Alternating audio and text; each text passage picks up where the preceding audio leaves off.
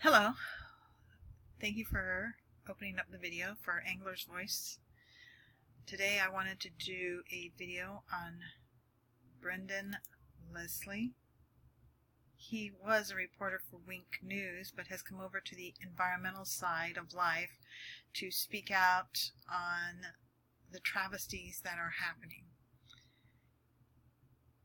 You can follow him on Facebook. That's his Facebook page. Or on Twitter to keep up with what he is doing. He did a video which I felt was very important. It needs to be heard, so I'm going to re-record over it, but I just want to make sure he gets full credit for the activism work that he is doing. One moment, please. Here is the video. This may be the most important video I have ever reported. Florida has a ton of water quality issues. This one in particular is one of the biggest problems and flies under the radar for some reason. And I'm going to click here so we can listen. One moment. Now, caution on the audio. Here from Uncovering Southwest Florida. Hey everyone, Brendon Leslie here from Uncovering Southwest Florida, reporting from Lake Okeechobee and Clewiston today. Did you know every month the Fish and Wildlife Commission is out on the lake spraying chemicals to kill invasive plants like these, known as water lettuce? Raymond Iglesias runs Roland Martin Marina in Clewiston, and he's a huge Lake O advocate. He's even been appointed to a technical advisory board by the FWC on this issue. When they spray this vegetation, it's going to sink to the bottom and create a sediment. That sediment is basically mud.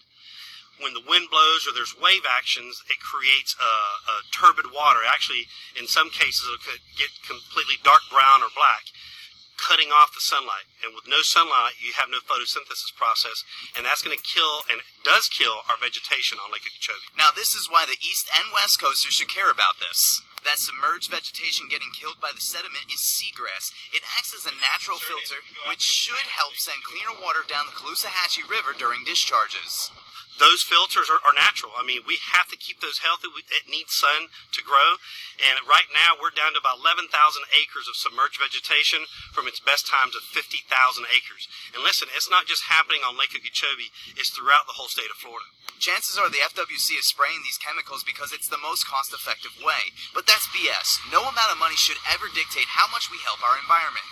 I think there's a common denominator, and that's pouring chemicals in our water systems throughout Florida.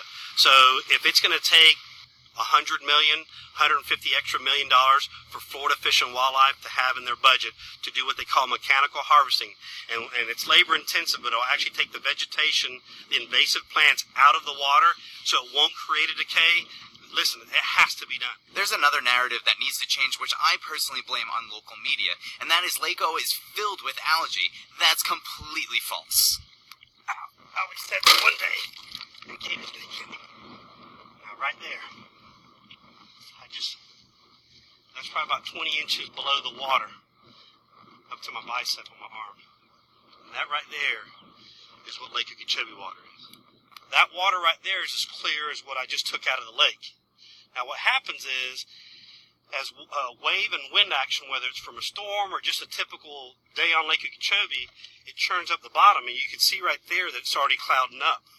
Now, if you have 30-mile-an-hour winds for a couple of days, right there, I'm going to hold it up to the sun, where you can see it. You can't see through that like you were able. Now, that's the sediment that's on the bottom of the lake. Now, in FWC's defense, there's a lot of sediment that comes down from the Kissimmee and the northern watershed. However, plant decay, the plants as they grow, the invasive plants, will shed leaves as well. You must have selective hearing when it comes to watching news nowadays because there's so much of it and it tends to get sensationalized, especially with Lake O. It's funny though, when there's algae and they want to blame it on Lake Okeechobee, it's front page center all day long, every day for hours and hours. So it's really not a fair fight. I think there's a different tax base and a different advertising base on the East and West Coast, and I think that right there is why we don't get the momentum that we deserve. It's great there's so much attention being put on the southern reservoir being built, but in reality, that's just a Band-Aid on the bigger issue. Our water crisis doesn't have a one-size-fits-all solution. More attention needs to be given to the lake, which is the liquid heart of our great state. We do that by investing more money into plant management and cleaning water north of the lake before it gets here. It's important to note that I did reach out out to FWC about this issue, but they didn't get back to me. Stick with me on this story. Next week I'm meeting with Captains for Clean Water, and they too care about this problem. And if you like this hat that I'm wearing, you can purchase one from the Roland Martin Marina. Those proceeds go to the Anglers for Lake Okeechobee, a group that puts pressure on our politicians to keep our lake clean. Until next time, I'm Brendon Leslie with Uncovering Southwest Florida. Isn't that an excellent video on reporting? And his voice is very appealing. He sticks to the point. There's no hemming, no hawing. I mean, he is mark on. Bravo. Please make sure you follow him and subscribe to his Facebook and Twitter account and look for all his information. And make sure you share it. Thanks for listening. Y'all take care.